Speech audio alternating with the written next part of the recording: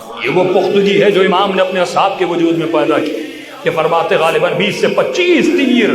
سعید کے سینے میں لگتے ہیں، لیکن اپنے بدن کو کہتا ہے بدن اتنی مہلت دے میرے حسین کی نماز ختم ہو جائے۔ فرمایا اتنا بوڑھا تھا کہ کمر جھکنے والی تھی، لیکن سعید نے اپنی کمر پر کس کے کپڑا باندھ لیا اور اپنے دونوں ہاتھوں کے کمر پر رکھ دیا اور وجود کو مخاطب کرنے لگا، اے بدن مرنا تو تجھے ویسے بھی ہے لیکن حسین کی نماز کو بچا کے مرنا، گرنا تو تجھے ویسے بھی ہے لیکن حسین کی نماز کو بچا کے بعد میں گرنا۔ فرمایا اتنا بدن سے خون بہ چکا کہ ہونٹوں پر سفیدی چھا گئی اور اب ہونٹوں پہ کپکپاہٹ طاری ہو گئی۔ پھر اپنے ہونٹوں کو کہنے لگا سعید اتنا صبر کر دے کہ میرا حسین آخری سجدہ دے دے، میرا حسین آخری سلام کر دے۔ یا امام سلام دیتے ہیں اور یہاں سعید زمین پہ آ کر گر جاتا ہے، سعید زمین پہ گرنے لگتا ہے۔ حسین ابن علی آگے بڑھتے ہیں اور اپنے دونوں گھٹنوں کو سعید کے سر کے نیچے دیتے ہیں۔ فرمایا سعید تجھ سے میں بھی راضی ہوں، میری اماں زہرا بھی راضی ہے۔ امام زمانہ بتانا چاہتے ہیں کہ جب میرے پاس ایسے 313 ہو جائیں گے، یعنی کربلا میں 72 تھے، اس کے 4 گنا